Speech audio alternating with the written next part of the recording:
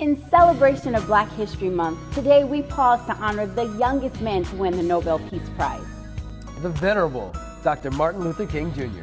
And I come here tonight and plead with you. Believe in yourself and believe that you're somebody.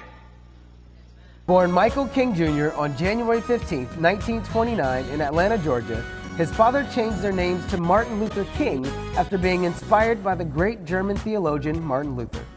After graduating high school at 15, he went on to get his bachelor's degree at Morehouse and his divinity degree at Crozier Theological Seminary. All we say to America is be true to what you said on paper.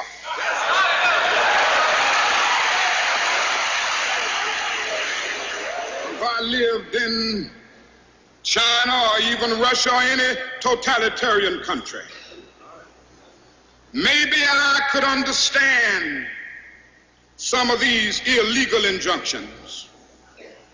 Maybe I could understand the denial of certain basic First Amendment privileges because they haven't committed themselves to that over there. But somewhere I read of the freedom of assembly. Somewhere I read of the freedom of speech. Somewhere I read of the freedom of press. Somewhere I read that the greatness of America is the right to protest far right. He married Coretta Scott in 1953 and had 4 children, Yolanda, Martin III, Dexter, and Bernice. He obtained his PhD in 1955, 1 year after becoming the pastor of Dexter Avenue Baptist Church. He led the 381-day Montgomery bus boycott, sparked by Rosa Parks' refusal to move to the back of the bus, which led to the Supreme Court's ruling declaring separation on the buses as unconstitutional. Don't let anybody take your manhood. Be proud of our heritage. As somebody said earlier tonight, we don't have anything to be ashamed of. Somebody told a lie one day. They couched it in language. They made everything black, ugly, and evil. Look in your dictionary and see the synonyms of the word black. King became the face of the modern-day civil rights movement and pursued equal rights through nonviolent means.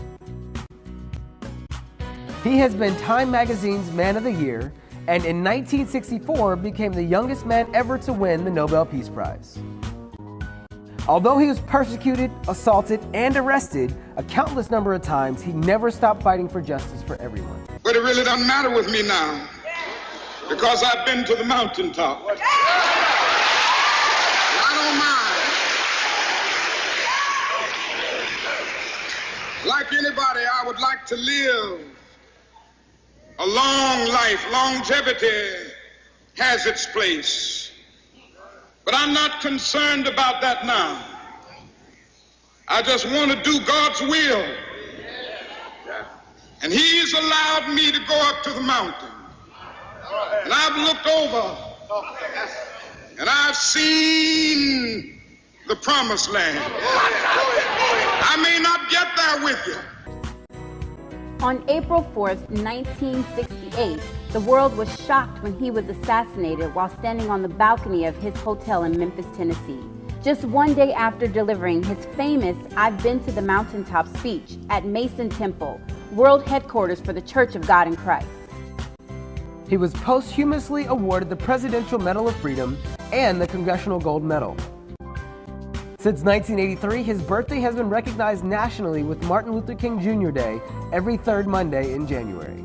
But I want you to know tonight that we as a people will get to the promised land.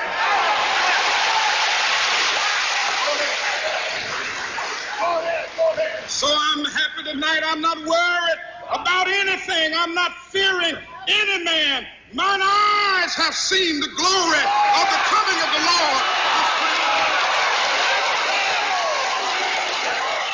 The Alpha Phi Alpha fraternity, of which Dr. King was a member, spearheaded the efforts that resulted in the King Memorial being opened in 2011 in the National Mall in Washington, D.C. Dr. Martin Luther King Jr., today we celebrate you. I'm Daniel P. Ferguson. And I'm Leah Simmons for West Day TV News. And this has been a Black History Moment.